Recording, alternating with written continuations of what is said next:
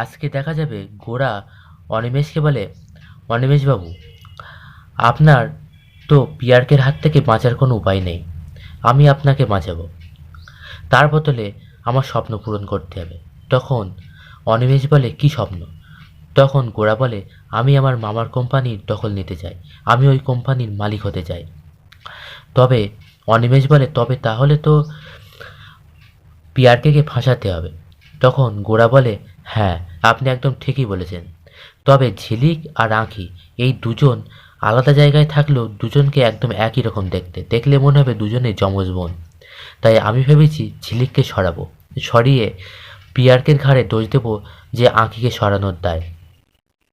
তখন অনিমেষ মনে মনে ভাবে যে দুজনে একই রকম দেখতে এটা কি করে হয়? তাহলে কি ঝিলিক আঁখির যমজ বোন পাখি? তা এটা কি করে সম্ভব? ওদের জন্মের সময় যে ভদ্রমহিলা ছিলেন তিনি তো বলেছিলেন, তাহলে কি উনি মিথ্যে বলেছিলেন? এবার ভাবতে থাকলো অনিমেষ।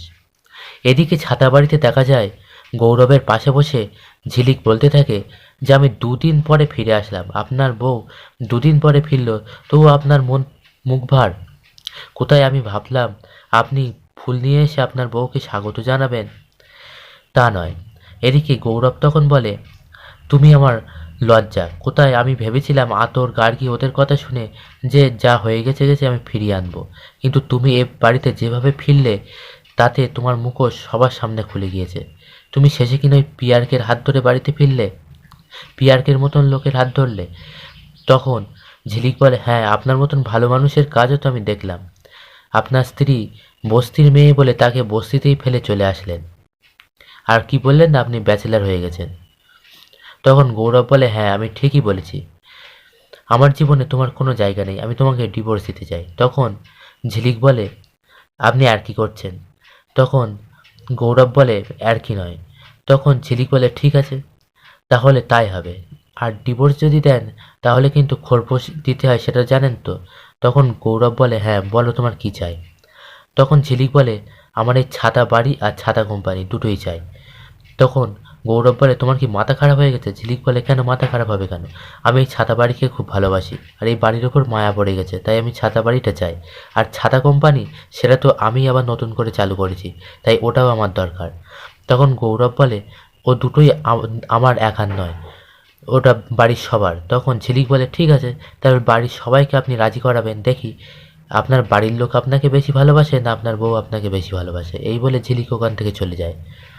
এদিকে পিয়ারকে ফোন আসে আর বলতে থাকে যে অচেনা কেউ একজন এসে ভাঙচুর করেছে তার অফিসে।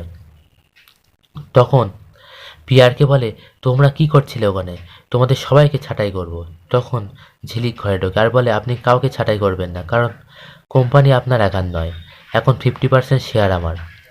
তখন পিয়ারকে বলে, তুমি জানো কি হয়েছে?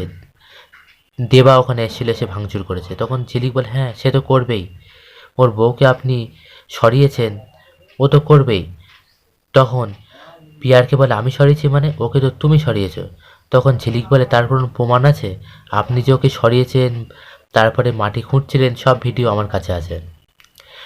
তখন ঝিলিক বলে, ও শুধু আপনার কোম্পানিতে অফিসে গিয়েছে তাই কি না, ও ছাতা বাড়িতে এসেও হামলা করতে পারে। তখনই শোনা যায় দেবার গলা। পিয়ারকে বলে হাঁকতে থাকে, পিয়ারকে, বেরিয়ে এসো, আঁকি কোথায়, এমনভাবে হাঁকতে থাকে। তখন পিয়ারকে বলে, কি আমার নাম ধরে ডাকছে? তখন ঝিলিক বলে, এই যে একটু আগে আপনি যার নাম নিলেন সে, দেবা চলে এসছে। তখন পিয়ারকে বলে, যাও তুমি ওকে গিয়ে সামলাও। তখন ঝিলিক বলে, ঠিক আছে, আমি দেবাকে গিয়ে সামলাচ্ছি আর আপনি আপনার ছেলেকে গিয়ে সামলান। তখন পিয়ারকে বলে, কেন, গৌরব আবার কী করলো? তখন ঝিলিক বলে, আপনার ছেলে আমাকে ডিভোর্স দেবে বলেছে। তখন পিয়ারকে বলে, ও ব্যাপারটা আমি দেখে নিচ্ছি, ও কিছুই করবে না। এরপরে ঝিলিক বাইরে যায় আর দেবা ঝিলিককে দেখে ভাবে আঁকি, প্রথমে সেটাই মনে করে। তারপরে ঝিলিক গিয়ে বলে, কি হয়েছে, কি বলছিস? তখন দেবা বুঝতে পারে ঝিলিক। তখন দেবা বলে, ঝিলিক তুই? তখন ঝিলিক বলে, হ্যাঁ আমি। বল, এত রাত্রে এখানে এসে চেঁচামেচি করছিস কেন? আর শুনলাম তুই নাকি পিয়ারকের অফিসে গিয়ে ভাঙচুর করেছিস। তখন দেবা বলে, হ্যাঁ করেছি, আঁকিকে তো খুঁজে পাচ্ছি না, পিয়ারকের লোক আঁকিকে তুলে নিয়ে এসছে। তখন ঝিলিক বলে, তাহলে খোঁজ, আর তুলে নিয়ে এসে তার কি কোনো প্রমাণ আছে নাকি? তাই বলে তুই ভাঙচুর করবি, যখন তখন ড্রিঙ্ক করে এসে এরকম মাতলামো করবি? তখন দেবা বলে, তুই তো একদম পাল্টে গিয়েছিস, ছাতা বাড়ির মতন হয়ে গিয়েছিস। তবে গৌরব সেটা সবটা আড়াল থেকে দেখে আর মনে মনে বলে, আমি দেবাকে না পছন্দ করলেও তবে ঝিলিক যেটা দেবার সাথে করছে সেটা অন্যায় করছে। এরপরে দেবা বাড়ি ফিরে যায়। বাড়ি ফিরে গিয়ে হঠাৎ দরজা বন্ধ, তখন বলতে থাকে, দরজাটা বাইরে থেকে বন্ধ কেন? এরপরে দরজাটা খুলে যায়। তারপরে দেখে ভিতরে আঁখি আর বলে, এসো, চলে এসো ভিতরে। এরপরে দেবা ভিতরে চলে যায়, গিয়ে আঁকিকে দেখে অবাক হয়ে যায়। এরপর আঁকিকে জড়িয়ে ধরে আর বলে যে, তুমি কোথায় চলে গিয়েছিলে? তখন আঁকি বলে, তুমি আমাকে এতটা ভালোবাসো? দেবা বলে, হ্যাঁ। তারপরে দেবা বুঝতে পারে যে এগুলো তার সব মনের ভুল, এটা আঁখি নয়, সে তার মনে কল্পনা করছিল। তারপরে দেবা মেঝেতে বসে পড়ে আর আঁখির কথাগুলো চিন্তা করতে থাকে। কীভাবে আঁখির সঙ্গে আগে সেলফি তুলতো বা আঁখির সঙ্গে কাটানো সময়গুলো সব দেবা ভাবতে থাকে। বন্ধুরা, পরবর্তী পর্বটা আরও আকর্ষণীয় হতে চলেছে, তাই পরবর্তী ডিটেলস পেতে আমাদের চ্যানেলটি অবশ্যই সাবস্ক্রাইব করে রাখুন।